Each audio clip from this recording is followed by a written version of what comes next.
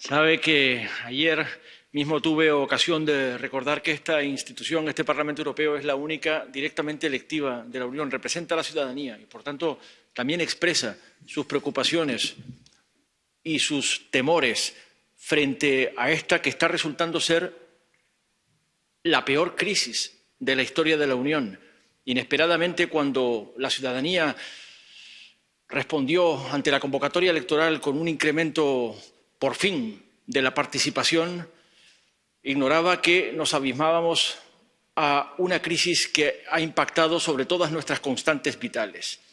Pero el Parlamento Europeo, representando a la ciudadanía, ha respondido desde el minuto uno. Adoptamos una resolución en abril, otra en mayo y en junio respecto del impacto que las medidas de emergencia adoptadas por los Estados miembros ante la pandemia del COVID y sus estragos estaban teniendo sobre el que, a mi juicio, es el activo más preciado de la experiencia europea, la libre circulación de personas sin restricciones en las fronteras interiores de la Unión.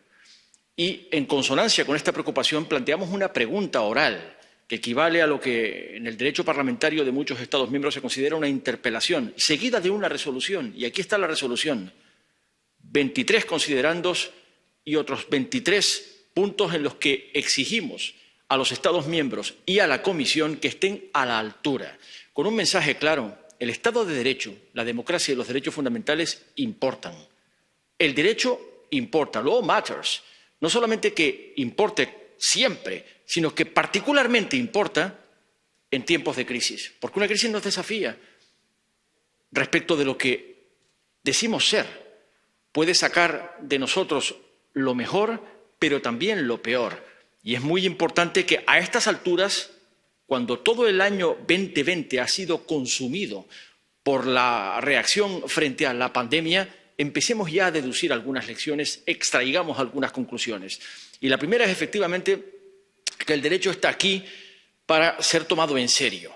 Y esto significa un mensaje que tiene que ver con los principios de necesidad y de proporcionalidad, pero sobre todo de acotamiento temporal, time framed, limitación temporal cuando se adoptan medidas que pueden tener un impacto sobre el Estado de Derecho, la democracia, la calidad de la democracia que estilamos en la Unión Europea, sus Estados miembros, y que es un principio constitutivo, artículo 2 de la experiencia europea, y los derechos fundamentales de los ciudadanos.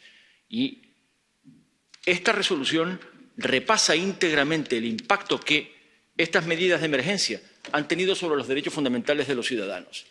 En primer lugar, sobre los que están consagrados en la Carta. Para empezar, la libre circulación de personas. Hay un código de fronteras Schengen.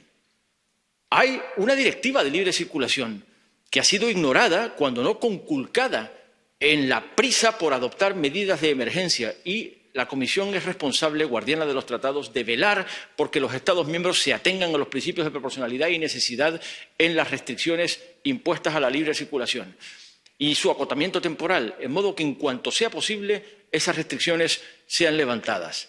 Del mismo modo, nos ocupamos de los derechos fundamentales consagrados en la Carta, la libertad de expresión, incluso de expresión del disentimiento frente a algunas de las medidas adoptadas por los Estados miembros, protesta, reunión, right of assembly, derecho de manifestación, sin duda ninguna, condicionados por las medidas de emergencia, condicionados por la necesidad de velar por la salud pública, pero ni se han extinguido ni han desaparecido de la Carta de Derechos Fundamentales. Y, por tanto, las medidas que impacten sobre esos derechos tienen que estar también proporcionadas y acotadas en el tiempo. Nos importa particularmente la libre comunicación de las ideas, porque si nos ocupamos en este Parlamento Europeo de la desinformación, debemos ocuparnos todavía más cuando esa desinformación tóxica produce daño a la salud de las personas, dirigida a confundir o a poner en cuestión el conocimiento científico y a generar un estado de miedo y de ansiedad fácilmente explotable por los demagogos y populistas que pescan en el río revuelto del miedo de la ciudadanía ante el impacto de la pandemia. Es muy importante, por tanto, que la Unión Europea adopte las estrategias necesarias para defenderse frente a los ciberataques, frente a la ciberdelincuencia, pero también frente a la desinformación.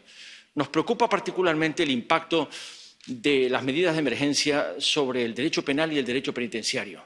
Medidas penales desproporcionadas, represivas, sanciones desproporcionadas, carentes de asiento en los principios del derecho sancionador, y nos preocupa igualmente el impacto sobre la democracia y el control parlamentario y el control judicial. Esas son las recomendaciones de la Comisión de Venecia, son las recomendaciones del Tribunal Europeo de Derechos Humanos y del Tribunal de Justicia, que no pueden ser conculcadas ni ignoradas, ni siquiera en tiempos de pandemia. Por tanto, exigimos a los Estados miembros que extraigan las lecciones, que allí donde ha habido medidas de emergencia, esas medidas de emergencia tengan consistencia con sus ordenamientos constitucionales, y donde no haya una previsión previa, se adopten ahora las legislaciones específicas que nos permitan responder. Y a la Comisión, que vele y supervise continuadamente por el atenimiento de las respuestas de los Estados miembros a las reglas del Estado de Derecho, la democracia y los derechos fundamentales. Gracias, señora presidenta.